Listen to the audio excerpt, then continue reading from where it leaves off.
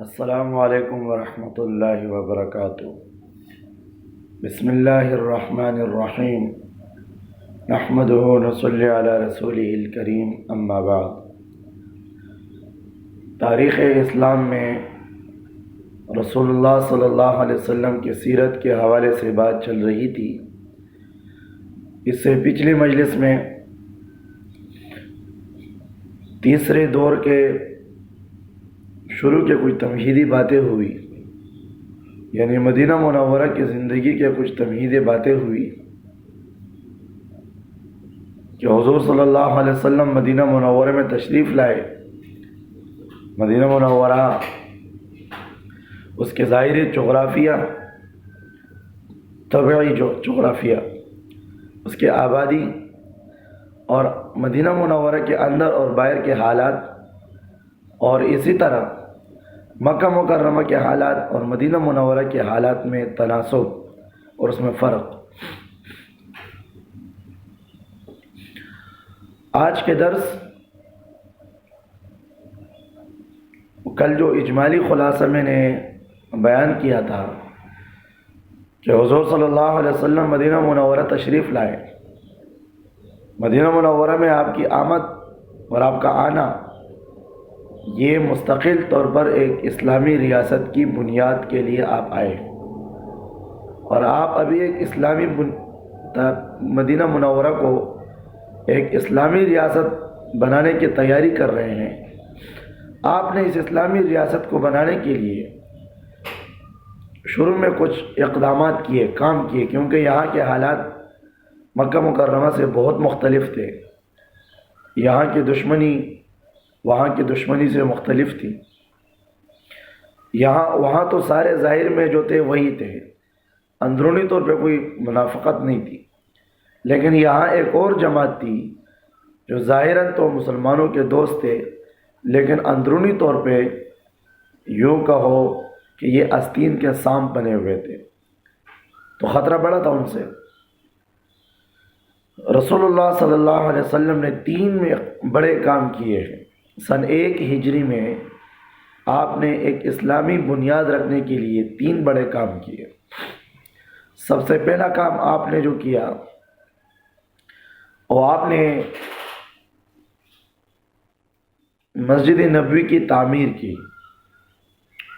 اور آپ کا مقصد کیا تھا کہ جب اسلامی ریاست بنے، ایک سوسائٹی بنے، ایک علاقہ بنے، ایک نئی آبادی بنے، تو اس میں سب سے پہلے بنانے والوں کی سوچ ہونی چاہیے کہ یہاں کے جو لوگ رہنے والے ہیں ان کا تعلق اللہ کے ساتھ درست رہے اور ان کا رابطہ اللہ کے ساتھ مضبوط رہے۔ اس کے لیے مسجد کی سوچ کہ مسجد بنے، مسجد کے ذریعے سے لوگ اللہ کے ساتھ جڑے رہیں گے۔ دوسرا کام آپ نے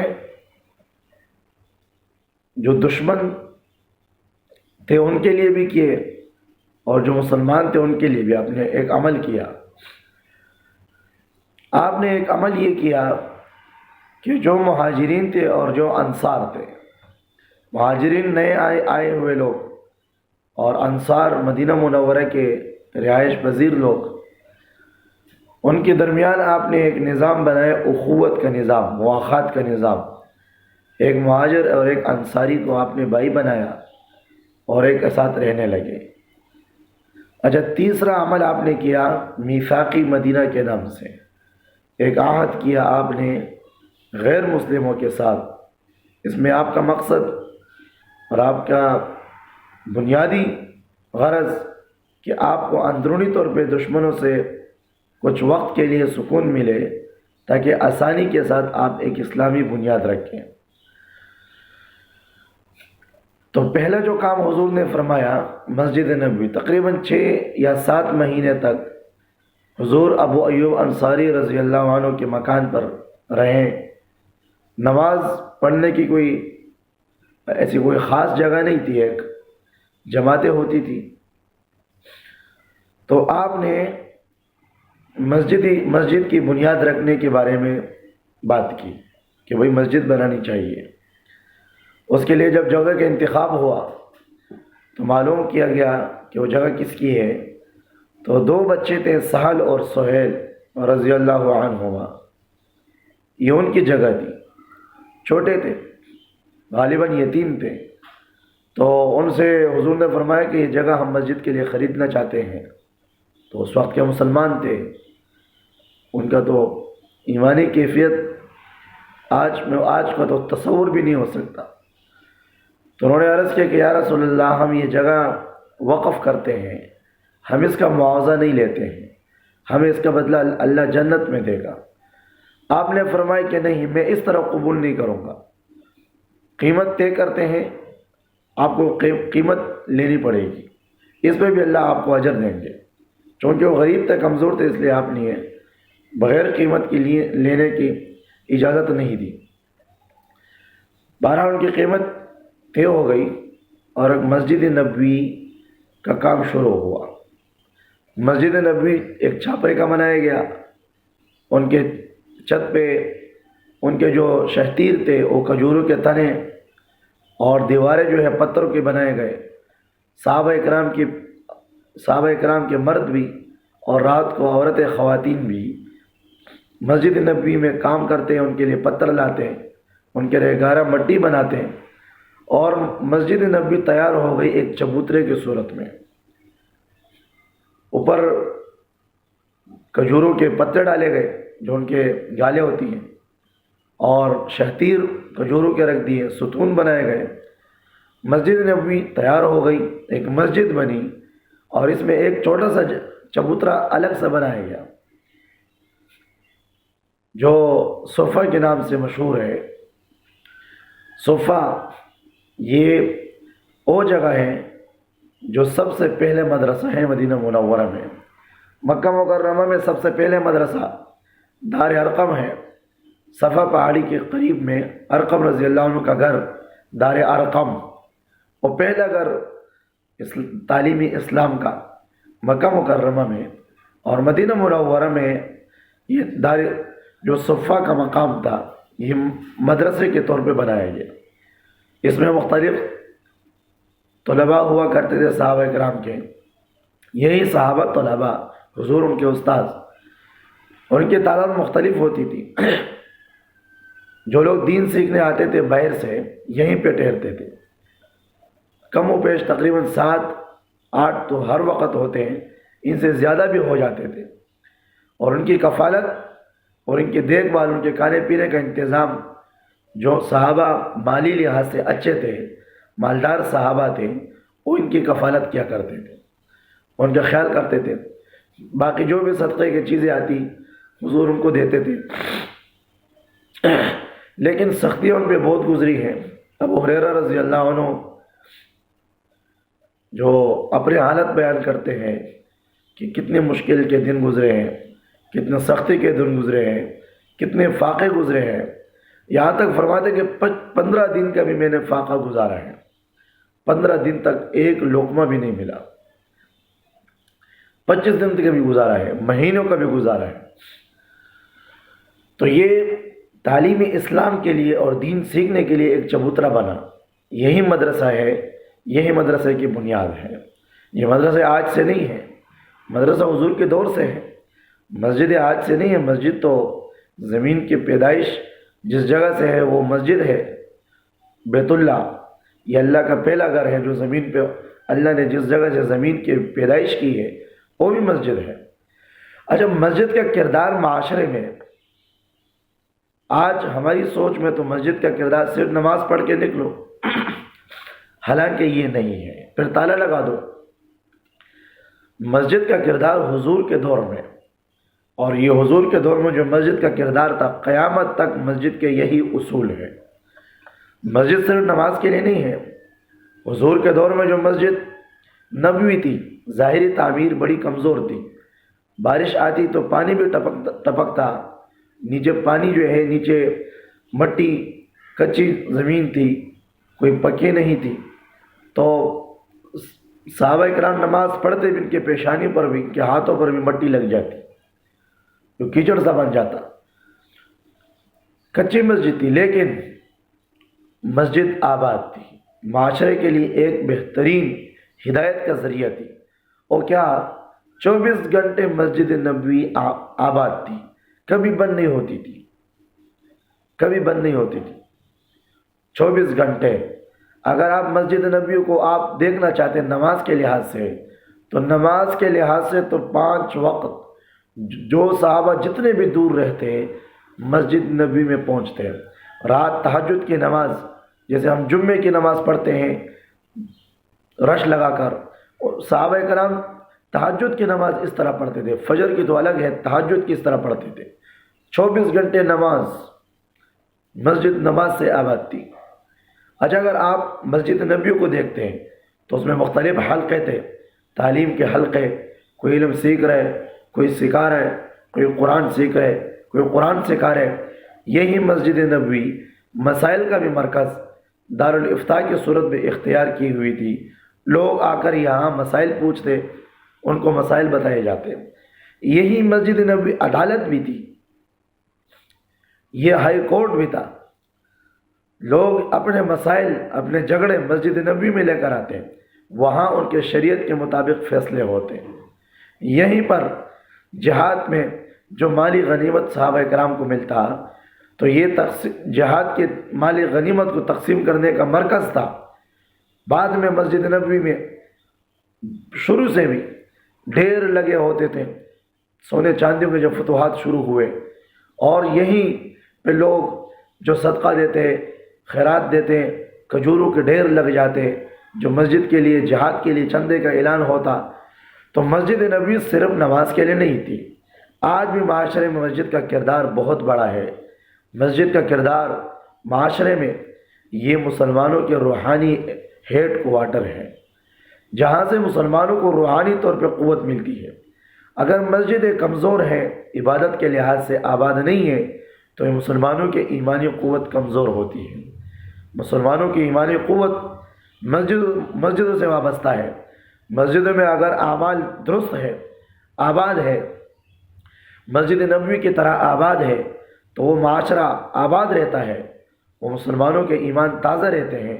مسلمانوں کی ایمانی ترقی مسجدوں سے وابستہ ہے۔ مسجدوں میں کیا عمل ہونا چاہیے؟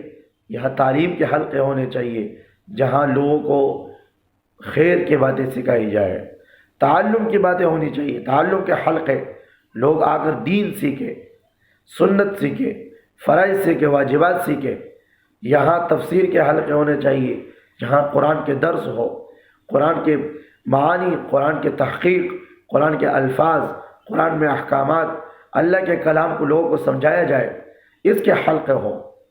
یہاں دارالافتاء کا نظام ہو، لوگ مسائل مسجد میں آ کر پوچھیں، ان کے مسائل کو حل کیا جائے۔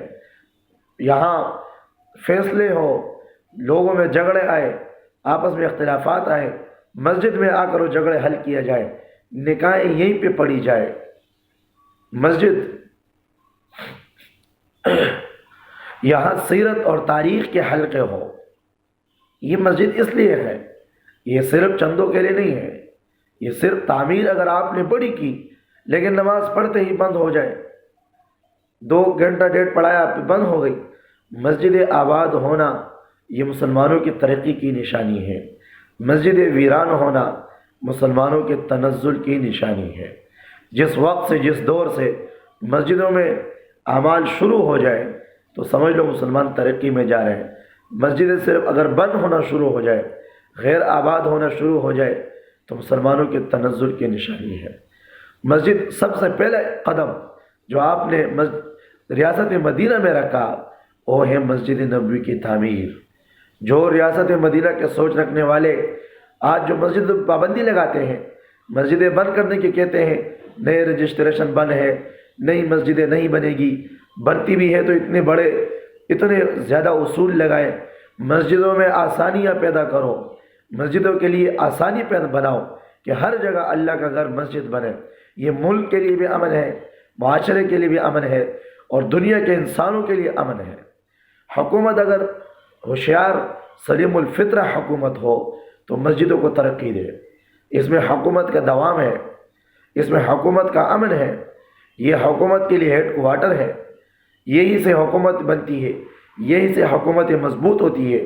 جس ملک میں مسجد ویران ہو، اسلامی ملک میں، وہ ملک ترقی نہیں کر سکتا۔ جس ملک میں مسجدوں پر توجہ نہ ہو، اس کے بجائے شراب خانوں پر، کچلوں جو ہے اور گندی جگہوں پر، زنا خانوں پر اور ڈرامے بازیوں کی جگہ پر اگر توجہ ہو، ان پہ خرچے ہو، تو ملک ترقی نہیں کر سکتا۔ ترقی کا راز مسجد کی آبادی ہے۔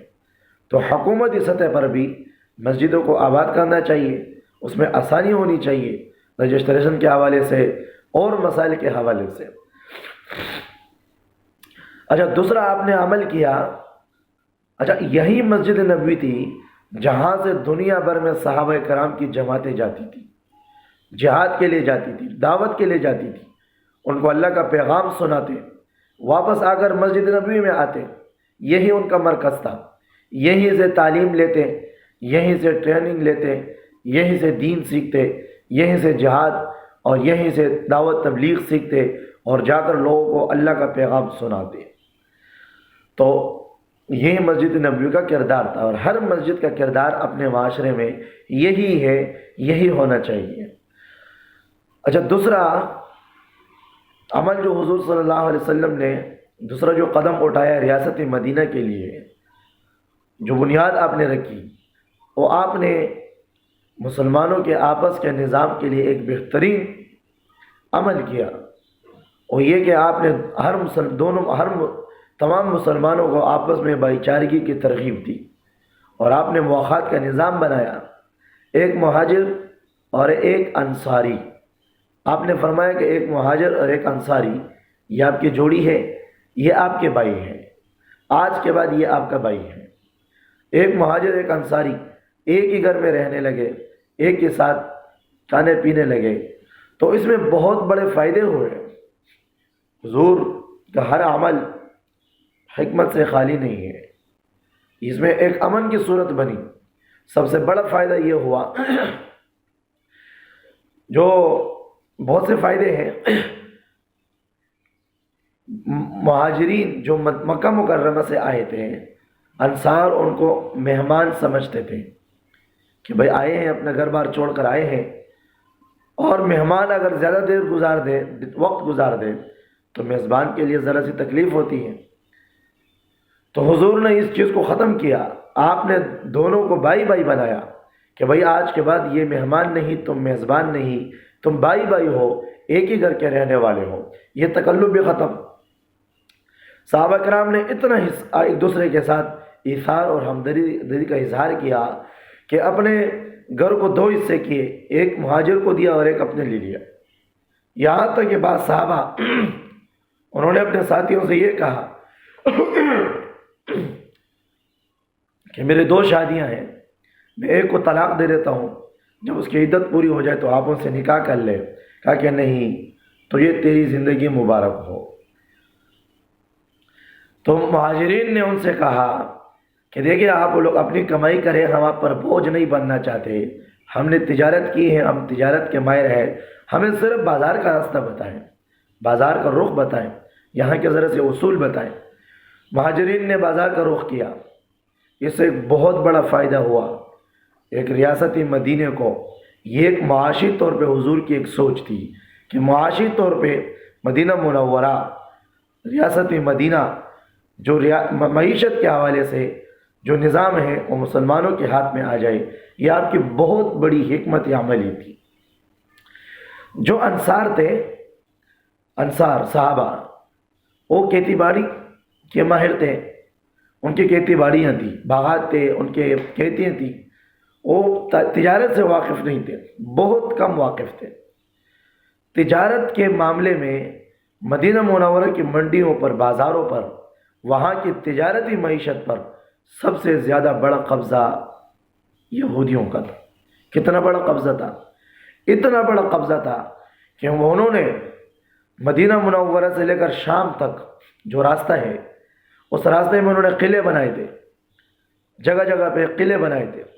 یہ جگہ جو انہوں نے بنائی تھی راستے میں، یہ ان کے آرام اور رہنے کی جگہ بھی تھی، اور یہ ان کی حفاظت کی جگہ بھی تھی۔ ان کی تجارتی قافلے چلتے، شام سے مدینہ، مدینہ سے شام، سفروں پہ سفر. تو مدینہ منورہ کے نظام پر، معاشرتی معیشت کے نظام پر قبضہ کن کا تھا؟ یہودیوں کا تھا.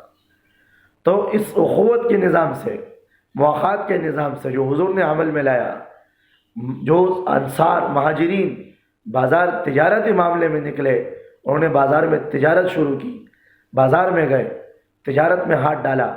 تو اس طرح جو مسلمانوں کی معیشت تجارتی نظام تھا وہ بھی آہستہ آہستہ مسلمانوں کے ہاتھ میں آ گیا. تو معیشت کا قبضہ جو غیروں کے ہاتھ میں تھا وہ بھی حکمت عملی کے تحت حضور نے مسلمانوں کے ہاتھ میں دیا. تیسرا عمل آپ نے کیا، اسلامی ریاست کو بنانے کے لیے، مدینہ اسلامی ریاست کی بنیاد کے لیے آپ نے اور عمل کیا کہ مسلمان اور غیر مسلم آپس میں قریب قریب رہتے ہیں، ایک ملک میں رہتے ہیں، تو ان کا آپس میں ایک تعلق اچھا ہو.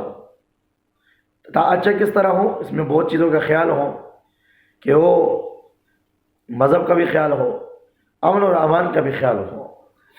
آپ نے میثاقی مدینہ کے نام سے یہودی مدینہ کے ساتھ ایک عہد کیا، قبائلی یہود کے ساتھ، اور آپ نے ان کو بٹھایا اور آپ نے ان کے ساتھ ایک عہد لکھا.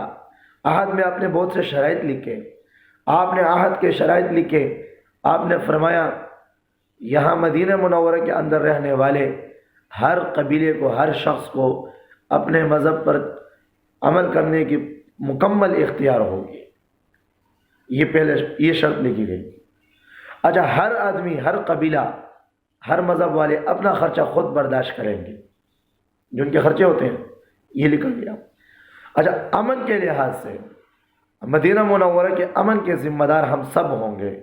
اندر کوئی اگر قانون کی خلاف ورزی کرے گا، امن کو خراب کرے گا، ہم سب مل کر اس ظالم کو روکیں گے، مظلوم کا ساتھ دیں گے. باہر سے اگر کوئی آدمی مدینہ منورہ پہ حملہ کرتا ہے، ہماری ریاست پر، ہمارے ملک پر حملہ کرتا ہے، ہم ایک ساتھ مل کر دفاع کریں گے، ہم سب ایک ساتھ جواب دیں گے. یہ ہے اسلامی ریاست کے دفعات. ہاں، اگلا بھی سنو، صرف یہ نہیں ہے کہ آپ مکمل طور پہ ان کے مذہب کے ہو جاؤ. ہر معاملے میں جہاں مسئلہ پیش آئے گا، کوئی جھگڑا ہوگا، اختلافات ہوں گے، ظاہر بات ہے ایک ساتھ رہتے ہیں، تو ہر معاملے میں فیصلے کا حق اللہ اس کے رسول کو ہوگا، کسی اور کو نہیں ہوگا. یہ شرط لکھی گئی. کوئی اگر باہر کسی کے ساتھ جنگ ہوتی ہے، ہمارے لوگ اندر کے لوگ کسی کو قتل کرتے ہیں، دیت کا معاملہ آتا ہے، تو ہم دیت بھی اکٹھا دیں گے. یہ دیت کی بات آپ ذہن میں رکھیں. بعد میں جا کر جو خندق کے موقع پر یا احد کے موقع پر جو بڑے اختلافات ہوئے، اور خندق کے موقع پر جو غداریاں کی انہوں نے، اس موقع پر بھی جو ان کو جلاوطن کیا گیا، ایک قبیلے کو بالکل صفحہ ہستی سے مٹایا گیا، ان کی وجہ یہی تھی، یہی بنیاد تھی. حضور ان کے پاس گئے تھے، تو آپ نے فرمایا کہ دیت سب اکٹھے دیں گے. اگر کوئی ہم میں سے کسی کو قتل کرتا ہے، ہم سب مل کر اس کا دیت ادا کریں گے. ان شرائط کی بنیاد پر میثاق مدینہ کا عہد ہوا. اندرونی طور پہ مدینہ منورہ ایک امن کا گہوارہ بن گیا، ایک اسلامی ریاست کی بنیاد رکھی گئی. یہ قیامت تک انسانوں کے لیے ایک نمونہ ہے کہ جو اپنے ملک، اپنے علاقے کو، اپنے صوبے کو، اپنے شہر کو، اپنے سوسائٹی کو بہترین بنانا چاہتے ہیں، حضور کے ان اقدامات پر عمل کرے، حضور کے ان طریقے پہ عمل کرے. حضور کی زندگی ساری کی ساری بہترین نمونہ ہے.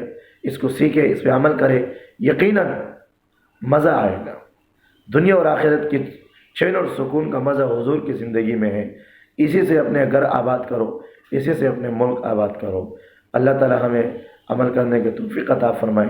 وآخر دعوانا الحمدللہ رب العالمین.